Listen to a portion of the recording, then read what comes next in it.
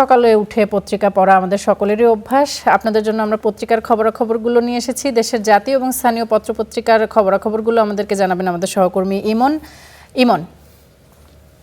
আপনি যেমনটা বলছিলেন, আসলে সকালে কিন্তু সংবাদপত্র পাঠের সবার অভ্যাস, তেমনইভাবে আমাদের সেগমেন্টটি সাজানো হয়েছে। এখন আমি দেখিয়ে দিতে চাই বাংলাদেশের সর্বাধিক পঠিত যে পত্রিকাগুলো রয়েছে সেই পত্রিকার প্রধান প্রধান শিরোনাম তারা কি করেছে সেটি দেখে নেই। প্রথমেই যাচ্ছি প্রথম আলোতে। প্রথম আলোর আজকে যে তারা খবরটি করেছে, তো প্রথমে সেটা কিন্তু ইরানের যে হামলা করেছে সেই ইরানের হামলায় যেটা ইসরায়েল এবং মার্কিন যুক্তরাষ্ট্র যে হামলা চালিয়েছে সেই ব্যাপারেই কিন্তু প্রথমে তারা শিরোনাম করেছে। সেখানে বলেছে ইরান অভিযানে 6 মার্কিন সেনা নিহত হয়েছেন। তারপরে রয়েছে আসলে ইকরার, সেটি তারপরে আমরা দেখতে পাচ্ছি যে আসলে জ্বালানি তেলের, যেমন বলছিলেন যে মধ্যপ্রাচ্যের জ্বালানি তেলের ইরানে হামলার ঝুঁকিতে বিশ্ব অর্থনীতি, সেটা বলছিলেন যে ইরান কিন্তু মধ্যপ্রাচ্যের বিভিন্ন দেশে হামলা চালিয়েছে, পাল্টা হামলা চালিয়েছে। তার ফলে কিন্তু আমরা দেখতে পাচ্ছি যে কিছু কিছু এলাকা কিন্তু উদ্বেগ প্রকাশ করেছে এবং সেই জ্বালানিতে যখন আঘাত আনা হচ্ছে তখন কিন্তু আসলে সংকট মধ্যপ্রাচ্য থেকে গোটা বিশ্বেই ছড়িয়ে পড়ছে। তারপরে দেখতে পাচ্ছি যে ইরানে হামলা নিজেদের বিমান ঘাঁটি ব্যবহার করতে দেবে না স্পেন, সেটি বলেছেন।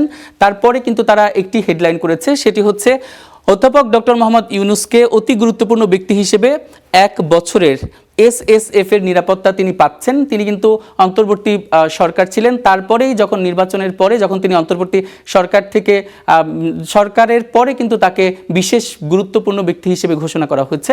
তারপরে আমরা একটু দেখতে পাচ্ছি ডেইলি স্টারে একটু যেতে চাই, তারা আসলে কি শিরোনাম করেছে।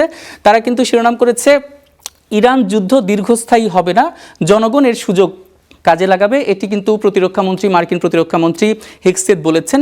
কারণ ইরানে কিন্তু দীর্ঘদিন যাবৎ সেই আন্দোলন করা হচ্ছিল যে সর্বোচ্চ ধর্মীয় নেতা এবং তাদের যে ধর্মীয় শাসন সেটা কিন্তু পতনের জন্য তারা চেষ্টা করেছিলেন। এই বছরের শুরুতেও কিন্তু তারা সেই চেষ্টাটি করেছিলেন। তারপরে এখন আয়াতুল্লাহ আলী খামেনি সর্বোচ্চ ধর্মীয় নেতা এবং তার সপরিবারের হত্যার পরে কিন্তু একটি সংকট তৈরি হয়েছে এবং সেটাতেই তিনি ইঙ্গিত করেছেন যে সেখানেই কিন্তু কাজে লাগাতে পারে আসলে ইরান। তারপরে আছে নেতানিয়াহুর কার্যালয় লক্ষ্য করে হামলা, ইরান সেটি হামলার দাবি করেছে। আর খামেনির মৃত্যুর পর আসলে তার জায়গায় কে বসবেন, ক্ষমতায় কে বসবেন, সেটা কিন্তু আলোচনা চলছে এবং সে ব্যাপারে কিন্তু খামেনির নাতির ব্যাপারে আসলে সুপারিশ করা হয়েছে, সেটি কিন্তু তার একটি হেডলাইন করেছে। আবার আমরা একটু দেখতে যেতে চাই যে আমার দেশে, সেখানে কিন্তু হেডলাইন করেছে ইসরায়েলে ঝাঁকে ঝাঁকে ক্ষেপণাস্ত্র ছুটছে ইরান এবং সতর্কতা কিন্তু জারি করা হয়েছে। ইরানের বেশ কিছু জায়গায় কিন্তু তারা হামলা চালিয়েছে এবং সেখানে কিন্তু নেতানিয়াহুর আসলে কোন অবস্থায় আছে সেই অবস্থান সম্পর্কে অস্পষ্ট ধারণা কিন্তু গত রাত পর্যন্তই জানা যাচ্ছিল, এখনও স্পষ্ট ধারণা হয়তো পাওয়া যায়নি। তারপরে দেখেছে একই দিনে 2 আর্থিক ও নিয়ন্ত্রক সংস্থার চেয়ারম্যান পদত্যাগ করেছেন, সে ব্যাপারে লিখেছে। আর আজকে BCL এর ফাইনাল, সেই বিষয়েও তারা একটি হেডলাইন করেছে। এবার একটু যেতে চাই দৈনিক সমকালে। সেখানে তারা হেডলাইন করেছে যে ইসরায়েলে নতুন করে ক্ষেপণাস্ত্র হামলা চালিয়েছে ইরান। আসলে ইরানে যখন হামলা করা হয়েছে, ইরান কিন্তু পাল্টা হামলা চালাচ্ছে মধ্যপ্রাচ্যে যেখানে মার্কিন ঘাঁটি রয়েছে। সেখানে যদি বলি সৌদি আরব, সংযুক্ত আরব আমিরাত, কুয়েত, কাতার, বাহরাইন, লেবানন এবং আরও যে দেশগুলো রয়েছে মধ্যপ্রাচ্যে, সেই দেশগুলোতে কিন্তু লেবানন কিন্তু ইসরায়েলে হামলা চালিয়েছে, যেটা বলছিলাম লেবাননের হিজবুল্লাহ। আর অন্যান্য যেটা মধ্যপ্রাচ্যের দেশগুলোতে সেখানে কিন্তু যেখানে মার্কিন ঘাঁটি রয়েছে সেখানে কিন্তু হামলা চালিয়েছে ইরান। তার ফলে দেখা যাচ্ছে তাদের স্থাপনাগুলো বেশ ক্ষয়ক্ষতি হয়েছে এবং তারপরে দেখতে পেলাম যে তারা ইসরায়েলেও হামলা চালিয়েছে এবং ইসরায়েলে কিন্তু যেটা বলছিলাম যে লেবাননও কিন্তু ইসরায়েলে হামলা চালিয়েছে। ইসরায়েল কিন্তু তার পাল্টা হামলা চালাচ্ছে এবং ইরানে কিন্তু একের পর এক হামলা চালিয়েই যাচ্ছে। আরেকটা তারা যেমনটা প্রথম আলোতে দেখছিলাম, ইরানে অভিযান শুরুর পর 6 সেনা নিহত হয়েছিলেন।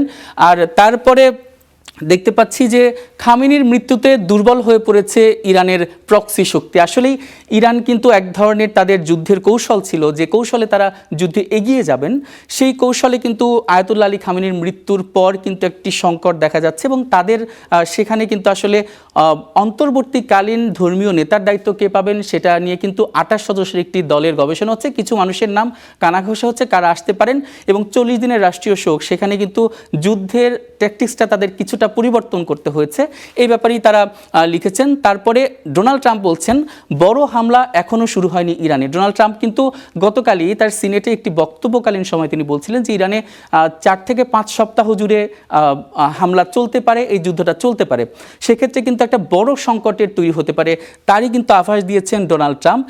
সেখানে আসলে ইরানকে তারা বলছেন যে ইরানকে যতক্ষণভাবে তারা পারমাণবিক শক্তি নয়, সামরিক শক্তিতে যতক্ষণ পর্যন্ত পঙ্গু না করতে পারছেন ততক্ষণ পর্যন্ত কিন্তু তারা যুদ্ধ চালিয়ে যাবেন, তাদের পারমাণবিক এবং সামরিক সক্ষমতা একদম নিঃশেষ করা পর্যন্ত কিন্তু তারা কাজ করে যাবেন, তেমনই ইঙ্গিত কিন্তু ডোনাল্ড ট্রাম্প এবং ইসরায়েল দিয়েছেন, সেটিই কিন্তু তারা একটি শিরোনাম করেছে। আর প্রতিবেশী দেশগুলোর সঙ্গে যুদ্ধ নয় বলছে ইরান, মার্কিন ঘাঁটিতেই তারা হামলা করবেন এটা বলেছেন।